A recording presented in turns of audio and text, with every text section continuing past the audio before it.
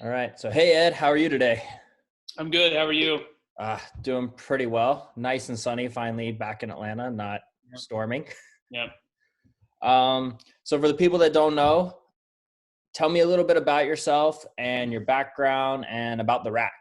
Okay. My name is Ed Miller. I am. I own a facility in Brookhaven, Georgia. We are um, kind of a semi-private facility, so we work with um, anyone from athletes at the professional level to college to high school, all the way to general population clients. My background is in kinesiology and exercise science. Um, I have been doing this since 2006, so it'll be 14 years this summer that I've been doing this, which is crazy to think that I've been doing this for that long. But we've been open since 2016, and we are gradually growing and continuing to grow and pick up the business and stuff like that. And yeah, so that's basically what we have going on. So, yeah, the one big thing is that's always questioned me. And I am a member of, for the people that are out there, I am a member of the rack. Pretty much right after you guys opened, I hopped in I was peaking for a powerlifting meet, and you had all the equipment and was inside the perimeter. So that's how I landed there from Instagram. So what made you decide to open up your own gym? Hang on just a second, man. Yep. No, I got it. There you go.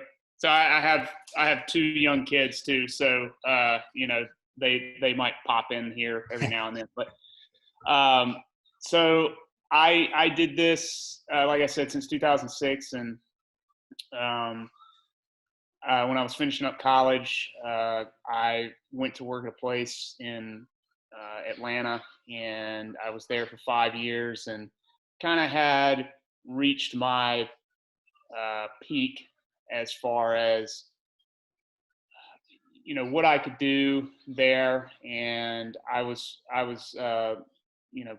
pretty successful there, but had kind of reached my peak as far as what I could do there, and what I wanted to do there. And so myself and a business partner who was also a coach there as well, we kind of made the decision to go out on our own and just kind of be able to do things the way that we wanted to do things, and not be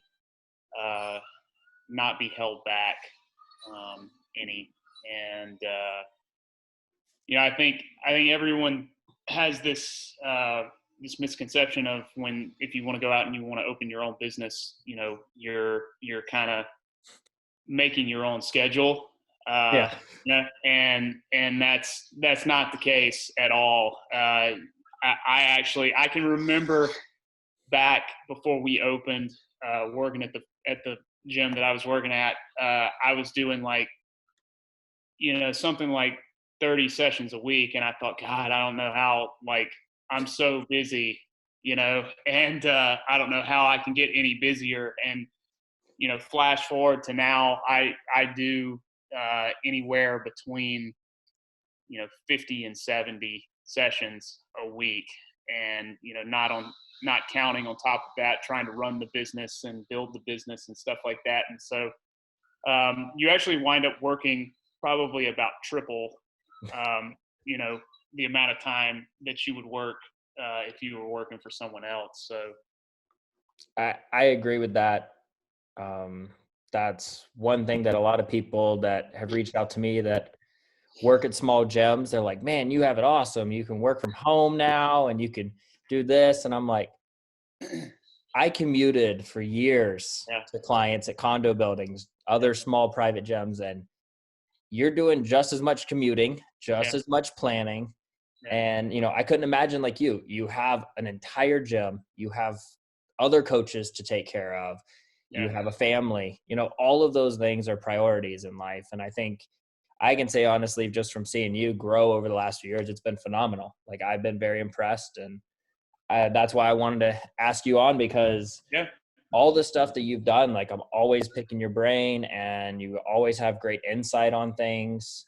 So what made you get into strength and conditioning? Like what brought you to strength and conditioning versus just being a general PT at a gym? I I played baseball and football in high school, and kind of got into lifting in high school. It wasn't like it is now, where even high schools, especially in the state of Georgia, if they take their sports really serious, they have a strength and conditioning coach on staff. And It wasn't like that when I was in high school. It was, if you played football, it was the football coach. If you played baseball, it was probably still the football coach. But I really didn't get into lifting until college, and kind of fell into bodybuilding, and picked up magazines and read everything that I could read. And in 2006, I decided that I was going to compete for the first time, and I did that, and kind of I competed in from 2006 to 2008, and then I took a lot of time off because just life happens, and I was trying to finish school and stuff like that. And so my kind of, just for me, my lifting style was always that bodybuilding style, because that was that was what I was focused on at the time. And so in 2014, I decided to in 2013 I got married, and decided that I was going to come back in 2014 and try to do at least one more show. So I took 6 years off from 2008 to 2014 competitively, but still lifted and, stuff like that. And so in 2014, I came back and I competed one more time. And, after that was over, you kind of, as a competitor, and this is in anything really, no matter if you do bodybuilding, if you do powerlifting, like if you're a gymnast, if you're whatever sport you do,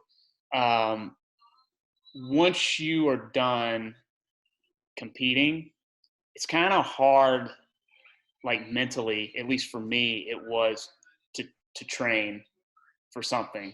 Because I always felt like I needed something to train for. And it was like, if I didn't have anything to train for, it was kind of like, what's the point, And so from 2014, I would say, until really we opened in 2016, I still worked out and I still trained, but it was kind of, I just didn't have, I didn't have a goal or anything like that. But what I was able to do is I was able to take that kind of focus that you have to have when you're trying to compete in bodybuilding, and that obsession that you have to have, and kind of put that towards the business. And so I think I have been able to do what I've been able to do because I obsess over everything, and I'm never satisfied with anything. And I'm constantly trying to push, to do more and more and more and more and more. I would say from 2014 until we opened, I kind of fell into working with athletes too. So my kind of training style, I guess, changed a lot because, I obviously started reading more about working with athletes, and I was still trying to finish up school and my degree. And so I kind of changed from that bodybuilding mentality into more, working with athletes and sports performance and stuff like that. So, that's kind of a long-winded answer, but that's basically how I've come to be where I am right now. So it's really neat though, because like you said, you had right out of sports, you got into bodybuilding. And yeah. I think anyone on I could say male and female side, because I've seen women come out of gymnastics and go straight into like figure shows within 90 days. Like they finish their NCAA career and then 90 days later they're on stage. Yeah. And like you mentioned, the mindset of an athlete in general, if you're really dedicated to your craft, you're watching video, you're studying, you're reading Yeah. magazines, you're reaching out to other coaches, Yeah. you're going to seminars, you're going to camps. I know each sport has different things. In gymnastics, we were big on summer camps. And then coaching really varied. In gymnastics, there's very limited. Now there's more online research and there's Yeah. more studies being done, but still, you ask a lot of CSCS and exercise science guys, gymnastics is not on their list of sports, and it's sad that there's not a lot of research behind it.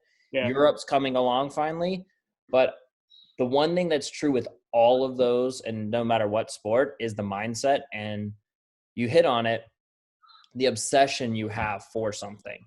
And I think that's the one key thing I see with your business. You obsess on improving. Yeah. Like you constantly are reaching out to members, other people in the community. How can we do better? Yeah. And I think that's why you're going to continue to have success, because there's not a lot of other people. They fall into that, oh, we have good people coming in, we got some athletes coming in, and they kind of get complacent, whereas you're trying to always compete at a high level. Yeah. Well, I've always said that I'm not in this for the money. You know, guys or people just in general that think, they're going to open their own training business and they're going to make all this money and stuff like that. It's pretty, I mean, they're wrong. I want to know what we can do, to get better as a business, or how my service can be better. How can we elevate the client experience to where they feel like they're getting what they paid for? Um, you know, how can we show them that we care, more about what we're doing and what they want to do? Because in the end, if you put a lot of time and effort into it, and you take care of people, and you make sure that people know that you care about them, all the rest of that stuff will come. I mean, like I said, I've been doing this since 2006, and I have 5 coaches that work for me. And I would probably say that I still do more for free than the majority of people do that get paid for it. And, I have zero problem doing stuff for free and giving my time for free. Because I enjoy what I do and I love what I do. And I just feel like the more people that you're able to help, and put more good out, the rest of that stuff will take care of itself, so. I 100% agree with that. Yesterday you did a live and you said something very similar, and immediately I wrote that down, because I knew, based on my experiences, especially with training through different types of clientele, like you have athletes, you have general population, you have transformations that are people losing weight, which we can look at as general population. But I would say from my standpoint, transformation, like a really big transformation, that's a journey. And if you're showing that you care about their health, you care about their nutrition, all the little details, the number one thing that matters, and they'll stay with you till the end, even if there's roadblocks, they get injured along the way, is caring. Yeah. And I definitely see that in you in the gym all the times. Even if you're just saying you're training client, you'll just go, and if someone walks in, you're like, hey, whereas other people in other gyms, they don't even turn away. They'll just, stay in their lane over by themselves. So one other thing that I am curious, what's your favorite method of learning? Are we talking training, or are we talking business, or are we talking? Let's go with training first. Like is it seminar, podcast, online courses? What's your favorite? I've kind of gotten into more podcasts recently. I like reading. And I know this sounds like an excuse, and everyone says, they don't have time to read. when we're going 100% and we're, open, I legitimately do not have time to read. And, my days consist of anywhere between 10 and 15 clients. And it's normally back to back to back to back to back. And then I get home at 7:45 or 8 o'clock at night, and, I've got 2 kids, I've got a wife, so as much reading material as I have accumulated over the last couple of years, I get to some of it I don't. So podcasts have become something that I have started doing more of.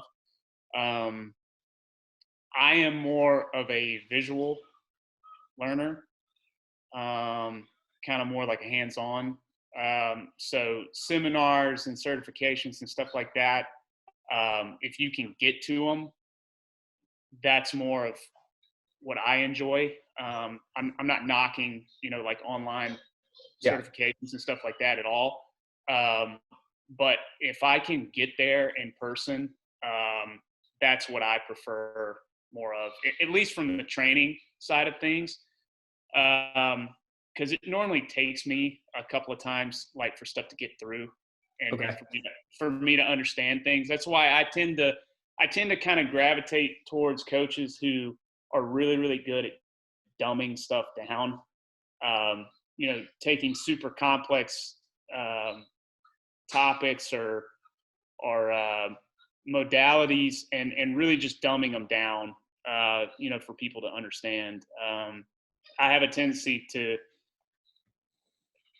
like, when you read something really complex, for me, it can go right over my head. So, like, the more that I can get there in person to stuff, the better. At least from the training side of things. At least for business side, I like podcasts a lot. Digital stuff, if it's an online seminar or online course or something like that, like, I think that's fine, because really it's ultimately up to you how you're going to apply, stuff like that. Yeah. I think with the training, like you were saying, I think it's part of our jobs to take the complex stuff and learn it, and us understand it, and be able to have another coach show you how to bring it down to where everyone can understand. That's a big part of our training and our background. Like, it's up to us and our responsibilities to understand the complex things. And if we don't, you don't have to be an expert in every area. Yeah. Reach out to another expert. Because I can speak to, the people that I work with, and this isn't everyone, but the majority of clients, they don't care, like, why they don't care about the science behind this, and they don't care why they're doing that. Like, they just want, the majority of people, and this is it even for athletes, especially pro athletes, like, they just want to come in and they want to be told what to do basically for an hour, because a lot of people, this is their escape, and I've had people come in and they're like, I just don't want to think, for an hour of my day or 2 hours of my day, I just don't want to think, and so I see a lot with younger coaches and younger trainers that are just kind of getting into this field. And it's not a bad thing, but it's like, they will stand there and talk to a client about, the reason why they're doing this and what this is working and why this is better than this and better. And it's just like, the client's like, dude, I don't care. Like, it's great that you have all this information and knowledge, but, like, 9 times out of 10, they're just not going to care. So yeah, they want to come in, they want to do the work, and they want to get out, but they don't want to think. They literally, several of my clients that are, own businesses, run businesses, board members, they come in, they change their clothes, and they're like, what are we doing? And here's the workout. All right, let's go. And, like, for that hour, like you said, they escape. It's not there. they like that we're educated. They want us to be educated. Otherwise they wouldn't be coming to us. Yeah. But at the same time, they don't need to know that. They don't need to know like this exercise doing this tempo with this rep scheme is going to result in this. They just said, how many sets, how many reps, do we have a tempo? Is there isometrics? All of those things. Right. So that's awesome. To touch on that a little bit further about like the education and stuff. I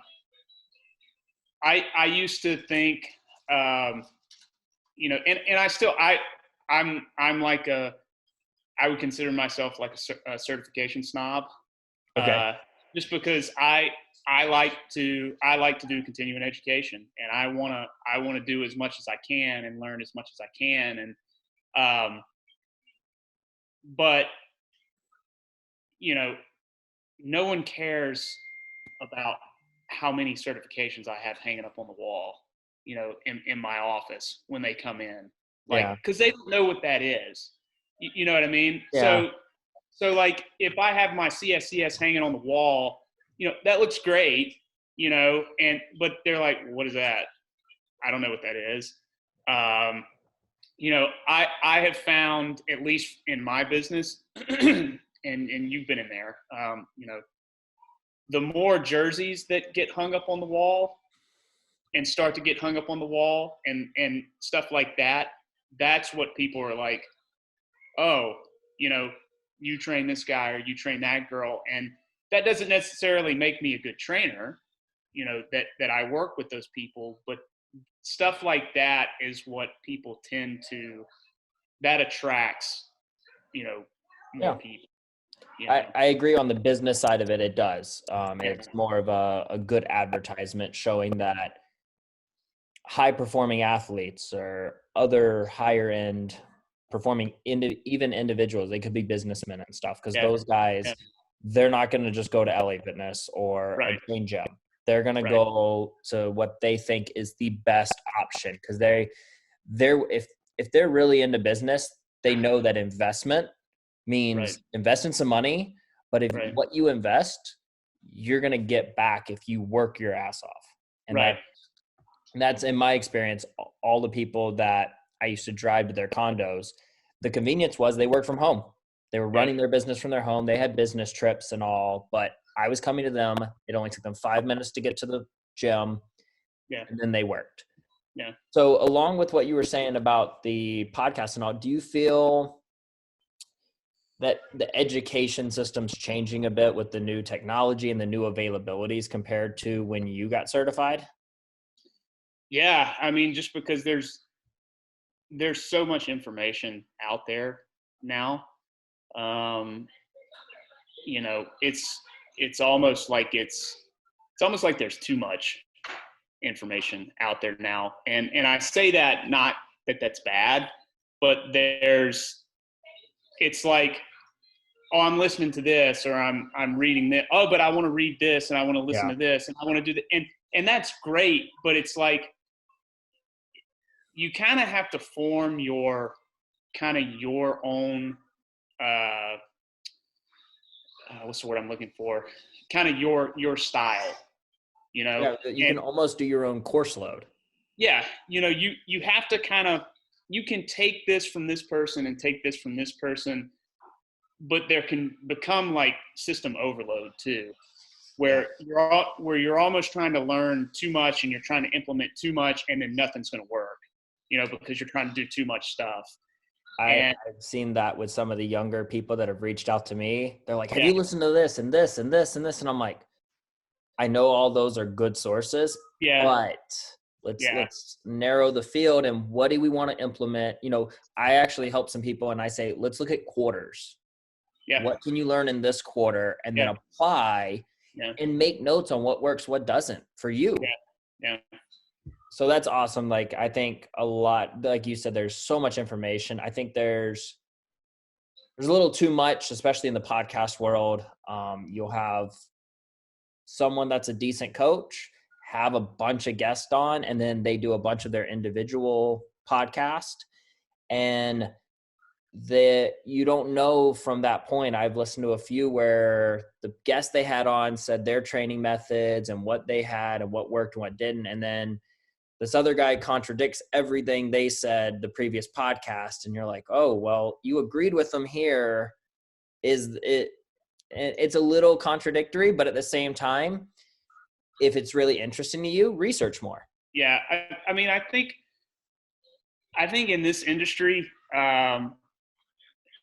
unlike any other industry, for whatever reason, we all, and I'll, I say we all because I'm in this business, and for whatever reason, strength coaches or trainers or, whatever you want to call yourself, we will talk shit on someone else for someone else's training or, someone else's implementation of stuff. And I don't understand it. It's like, I'm not gonna, and I think I posted about this, especially on social media. Like, I'm not gonna argue with anyone on social media just because I think it's really dumb. And if what you're doing works, great. Yep. I might not agree with it, but obviously you're successful enough to have people work with you. So you're doing something right. Yeah. So everything works. I can't remember who said this. Everything works. It's just the context of what you're, what you're trying to do. Yeah. And, so when you get into the discussion of, this training style and that training style, versus each other, everything works. It's just about, picking and choosing the time when you're going to use this, or picking and choosing the time when you're going to use this, and not trying to make everyone fit the mold of what you're trying to do. I've always tried to have a system in place of how I train people, but it's not making that person fit my system. It's about making my fit that person. Does that make sense? Yeah. Totally. I prefer, you've known me long enough to know, like, I prefer upper lower splits, especially for athletes, and more of that, instead of linear periodization, more of a conjugate style periodization. That's just what I have found works best for athletes, but that doesn't mean I think it's the only way that athletes should train or general population should train. That's not the only thing that I use, and we could get off on a whole nother tangent where people just don't understand what conjugate periodization is. It's not lift as heavy as you can. It's different traits that you're trying to train at one time. That's what conjugate periodization is. But it's not the only thing that I will use. I'll pull it in when I need to, and I'll train another style when I need to. And so, but we as an industry, we have got to get better at, supporting one another. That is one of my focuses over the next year is to bring on different people and network more within the community to support each other and have different types of people. Cause I agree with you. I think there are tons of ways to get strong. Yeah. There are tons. A lot of people don't believe, but like from my background in gymnastics, I could tell you, I walked in, I had never bench pressed prior to gymnastics. Yeah. No, in high school, I think I squatted once or twice with the football guys. I remember leg pressing, thinking, oh yeah, leg press. This is awesome. There's a lot of weight on here. And it's like, I get older and I'm like, man, why did we think leg press was so cool? It's because there's more weight on the bar and you're like 16, 17 years old. But I remember doing pull-ups and chin-ups, and we were just taught, I heard you guys yesterday, chin-ups were this, pull-ups were this. That's it. That's all the football coach taught us. And one of the biggest issues with that was there was no reps to go by. So we're back. Everything froze, so we don't know what happened. So one of the things I have, if you could do, only pick one. If you could go back in time, what is the one thing you would tell your younger self when you started in this industry? When I first started, Yeah.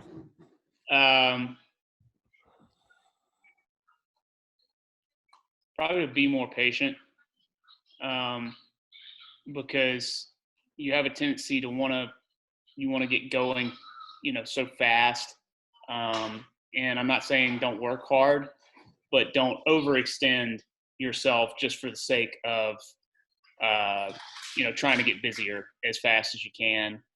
It takes time, like, to build up a clientele. It doesn't happen overnight. And trying to just do as much as you can, and just kind of burning yourself out, because burnout is, I would say, in our industry, is probably more real than a lot of other industries. So that's what I would say is just be more patient. Cool. So what are a few of the biggest influences you've had in your career, whether it be business or people you look up to? I know you like DeFranco. Who are some people that have influenced your path in your career? I'm a big Joe DeFranco guy. Even James Smith, his partner, with their certification that they have. I think, just from a perspective of how he has done things in his business, and I mean, he's been in business since 2003. So working with athletes, his business model, like, just all that stuff tied in together, it's a really, really big influence on me. I don't think anyone in this industry, whether they want to admit it or not, has not been influenced at one point in time by Louis. Love or hate the guy, whatever, I don't think anyone, especially in America, has not been influenced by Louis Simmons at one point, in time. Guys like Cressy, Eric Cressy, especially coming from like a baseball population, and just working around injuries and stuff like that. So those I would say are probably my big three. If I had to pull and just say, three people Cool. that have influenced my career the most. So what advice would you have for someone that wants to get into the strength and conditioning field? Could just be one, or just general advice for anyone, Be ready to do a lot for free. I think I said that yesterday on the Instagram. I mean, I get guys that come in, for internships, and they want to know if it's going to be a paid internship, and it's like, why would I, what are you going to do for my business? You know what I mean? Like, so don't be above doing stuff for free at all. You're not going to come out and start in this business, and make a ton of money and just be able to charge whatever you want. And you're going to have to do some stuff for free. You have to earn people's business, and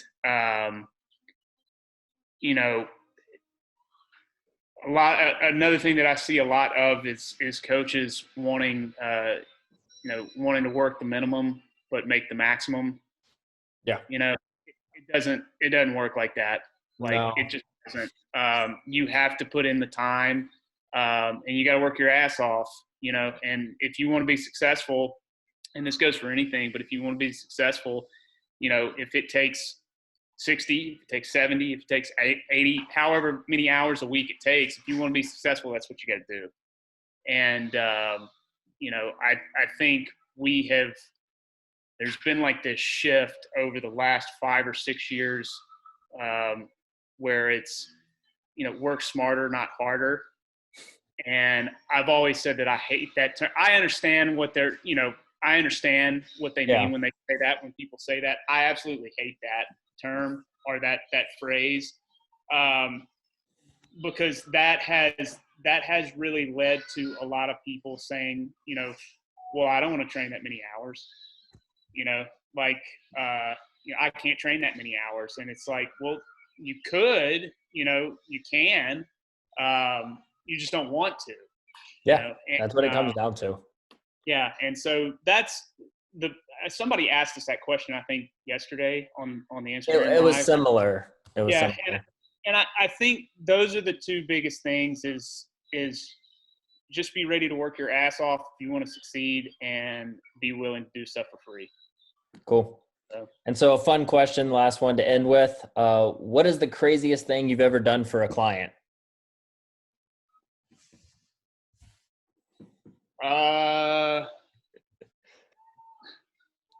Like to get a client, or just It could be anything. I just figured I'd end with something fun.